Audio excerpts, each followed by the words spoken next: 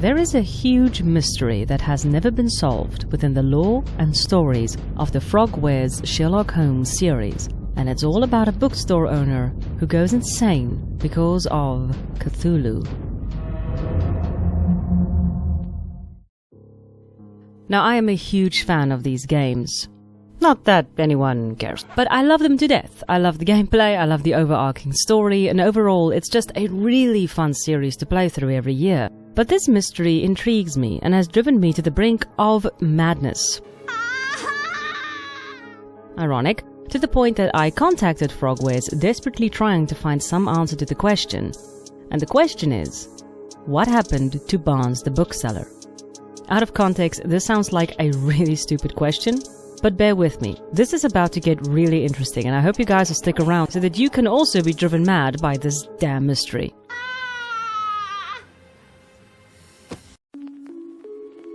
So it all starts in the third game of the series, Sherlock Holmes The Awakened, which is focused around the Lovecraftian mythos, Cthulhu and the like. Now, for those of you who don't know, just briefly, H.P. Lovecraft created the Cthulhu mythos in the 1920s. He wrote short stories that focused around great old ones and ancient elder creatures sleeping eons away until they are awakened by rituals. Cthulhu's dreams invade our own and drive us mad. If you have never read any of these books, please do so, it's absolutely brilliant. But in the game, before you really dive into that horrors, you meet Barnes, who is the owner of Barnes Bookstore. Yes, we can clearly see a light connection to the bookstores of Barnes & Noble, nice touch.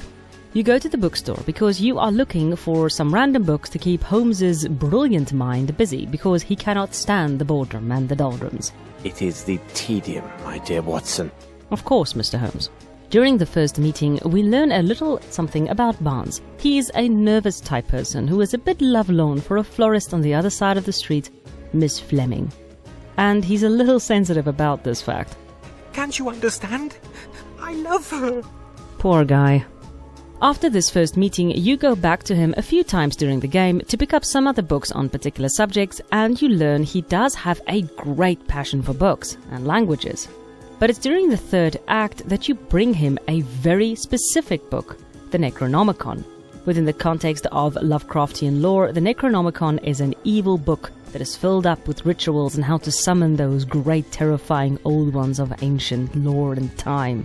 All will be present for his awakening.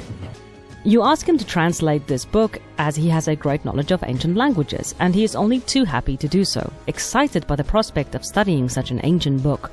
However, after Barnes translates the book, he finds it quite humorous and laughs at the book in general. They sought nothing less than the end of the world. What nonsense!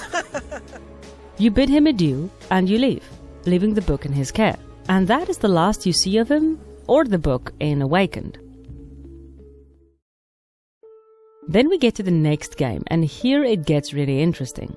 Sherlock Holmes, Nemesis, follows directly on from Awakened. It has nothing to do with Lovecraft this time around, but throughout the game you find these little Easter eggs all referencing Awakened. For example, you can find the Cthulhu idol at Baker Street. What? This accursed statue is still here? And Watson still suffers from horrible nightmares from that terrifying adventure. Once again, you venture into Barnes' bookstore looking for a book on Arthurian legends this time, and you find the bookstore in absolute disarray. And when you turn the corner, he is trying to summon Cthulhu. Watson obviously calls him on it, and his answers are not definite. He's clearly trying to avoid the subject, and you don't get much out of him. As the game progresses, you learn not only his bookstore is a mess, his life is in shambles and he has taken to gambling. Turtles, really? Is this a thing? Trying to save the bookstore from ruin, and really it doesn't look good. I want cash. Find me some, or your little friend will never see the light of day again. But he is completely obsessed with the Necronomicon and his, experiments? You can't confront him further on it, you can't interact with the book to try and take it away, and Barnes seems to be spiraling into madness. And that's the way you leave him in Nemesis, near ruin, obsessed, and trying to summon a great old one.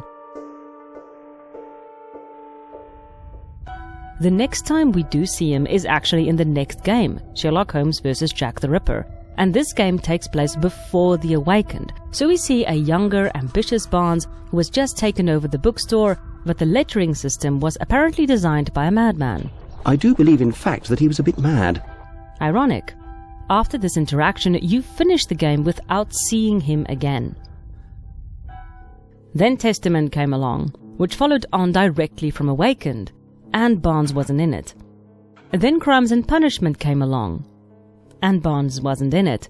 Then Devil's Daughter came along, which followed on directly from Testament, and Barnes wasn't in it.